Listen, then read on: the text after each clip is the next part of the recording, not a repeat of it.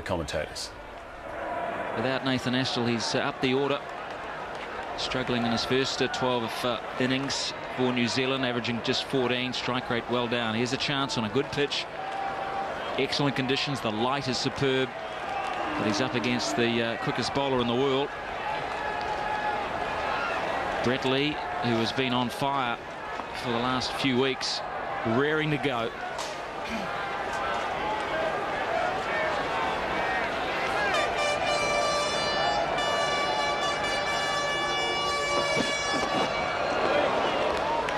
Again, showing that accuracy as he works up his pace. 143 the first delivery, but the accuracy is there straight away. Look at the strike rate. 185 wickets from 104 matches. Average is outstanding, and the RPO you'd expect just 4.7, but it's the fact that he just can knock over sides. 5 wicket hauls makes him the biggest threat this afternoon for New Zealand. Last 23 one-day internationals by New Zealand, just 100 scored by any of the batsmen. And that was Nathan Astle against the United States. So if you were not to count that 145 not out, and instead looked at the major cricketing nations, the last 100 scored by a New Zealander in a one-day international goes back to 12 months ago. Stephen Fleming in Christchurch against South Africa. I think today some of these experienced players like Fleming, McMillan, Cairns won't be batting today. He understand unless New Zealand get close, his hamstring will restrict him too much. Good shout, I think a little leg side-ish. Saw Gilchrist going down the onside. Well, it's going to be interesting to have a look because it was starting to swing away from coming. It was leg stump all the way and then straightening. And it was that late movement that suggests that maybe it was going on to hit middle and leg. No doubt for Shep as umpire. And it was recorded at 158 kilometres an hour.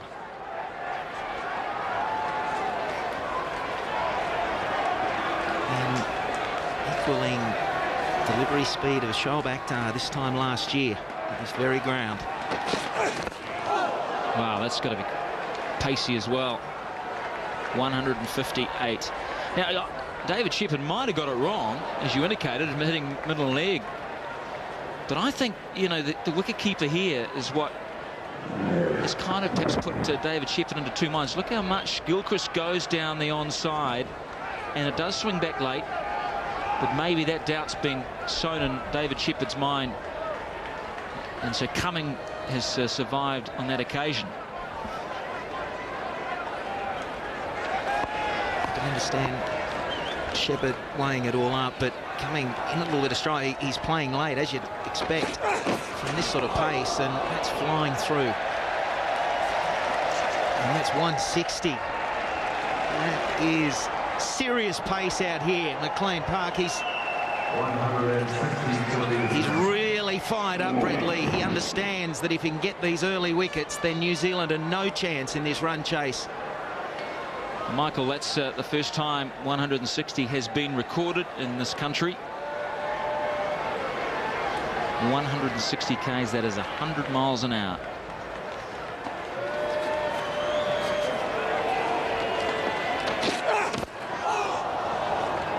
.161, it is getting faster. Can you believe it? Now the world record is 161.8.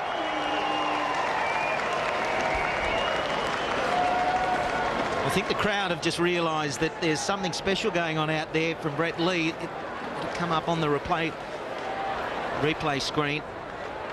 I'm glad we're sitting up here and not out there facing it. That's serious pace. And the other factor is he's getting this away swing going. It's almost impossible to play that. And if there is an outside edge, the slip fieldsman, you can see them warming their hands there at the ready. It's going to take some catching. That one flying down to third man. Woo. 2 runs off the over. Maybe they should stop the fight. Extraordinary over from Brett Lee. That was right on middle, and Cumming opened up like a can of beans. Somehow survives.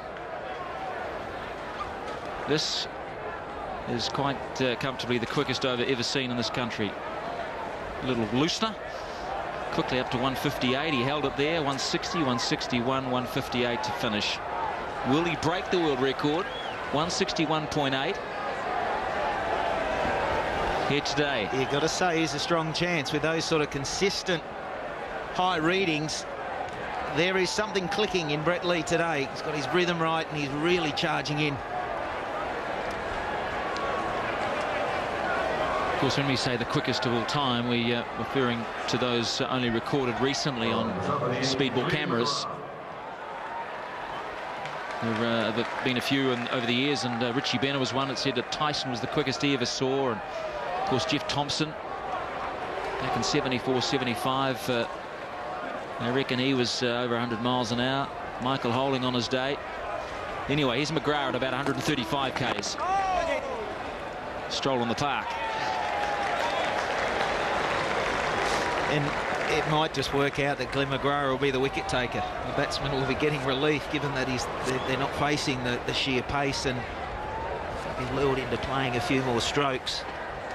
They're just in that slight lull in concentration because they feel like, wow, I've got a breather. I'm not getting peppered at 160 kilometres an hour. That might bring about a few more rash shots. Who was the quickest you faced? Shoaib Akhtar consistently. The quickest spell over face was from Devon Malcolm, and it was at Perth one year when it was a typical quick bouncy whack a wicket, and he got it right this particular day. Wait. But consistently it was Shoaib Akhtar. And the sort of things that you're thinking of from a batting point of view, it's what I would think of was short back lift. And while you're looking to move your feet as much as you can, you just simply don't have time when guys get up over 150 kilometres an hour. So it's short back lift, watch the ball as close as you can, which is a given, but just little weight transfers. You still want to get your weight onto your front foot, weight onto your back foot. But the main one for me was shorten your back lift. Because you just know if you get half a bat on it and you don't have to really middle it, the ball's going to fly. And if Shoaib gets it right, he can just tail it away at the last moment. As we're seeing Brett Lee do it, I think Brett does swing the ball more and has got more control than Shoaib Akhtar, but I felt if I'm going to get an outside edge, well, I want this to be a real toughie to catch. Yeah. So if I feel I'm going to play a shot, I'm going to go for it 100%. It's going to take some catching, and if you get half a bat on it, it's going to fly. That's where, against these sort of guys, third man can often come into play. A big waft outside the off stump. Often you will see the ball travel to third man and it'll present a catch. It's pretty hairy stuff. You certainly see that sort of dismissal a lot more these days with the big thick edges that these batsmen use. I think too, Marty, that the key against these really fast bowlers, if they've got it right in a day, it's actually you're better facing them than non-strikers. And by that, it's not trying to sound like a chicken, but it's about rotation of strike. It's not if it's yourself stuck at one end, you've got to get up the other end. You need some relief. And if it's your partner, well, you've got to be looking for the quick singles. You've got to really rotate the strike to give each other a bit of a breather, because it is hard work. Good delivery from Glenn McGrath to finish the over. 4 for no loss. Well, I was taught that.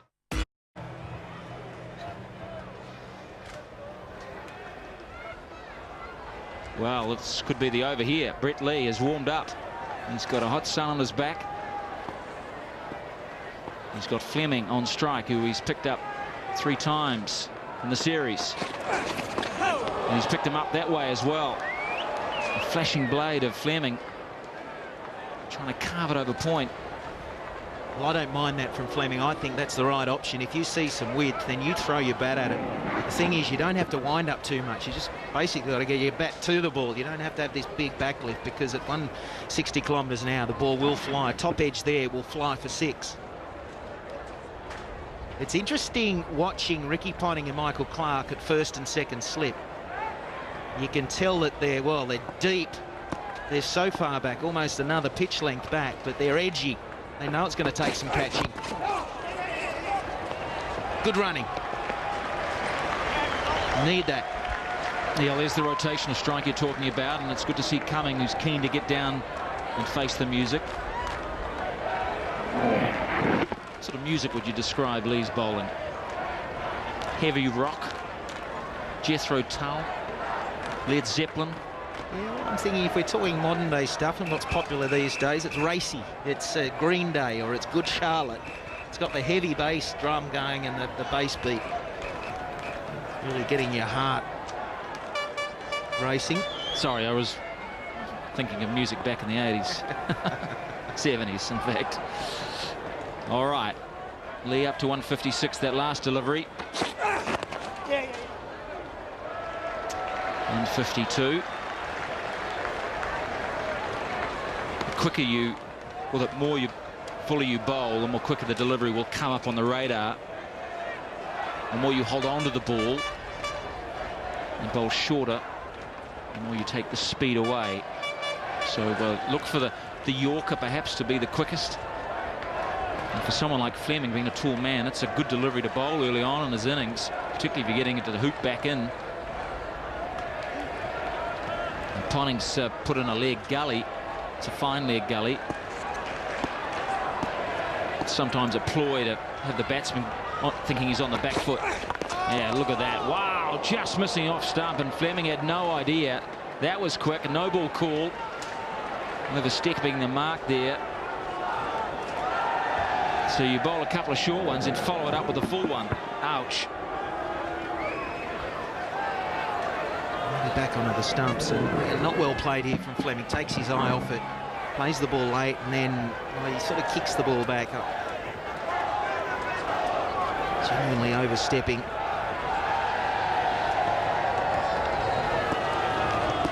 Just that shot there of Lee and his delivery stride. I mean, the flexibility of the man is extraordinary.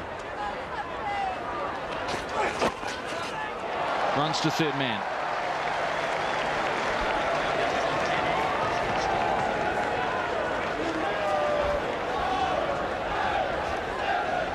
Just look at that beat. Oh, man, that's just... ouch. Incredible flexibility. And the back, of course, taking a lot of the stress. Wow, that's impressive. You can understand, like Brett Lee's had fairly ongoing problems with that ankle, or kept him out of the game for a while, and it was a very long process getting back. His recoup period was a little premature, and then he went back into an injury mode. So you can understand when you see a front foot smacking into the delivery stride like that. Good running.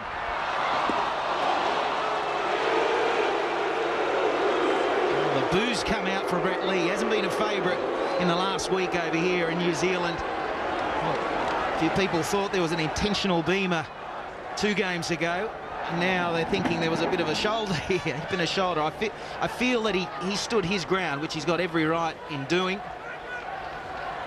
And Cumming, of course, is also running down where he can protect the stumps, and he's entitled to that. So you're going to get that sort of collision. Lee was looking to pick up the ball. Cumming was looking to keep close to the line of the stumps in case the throw came in. All's well.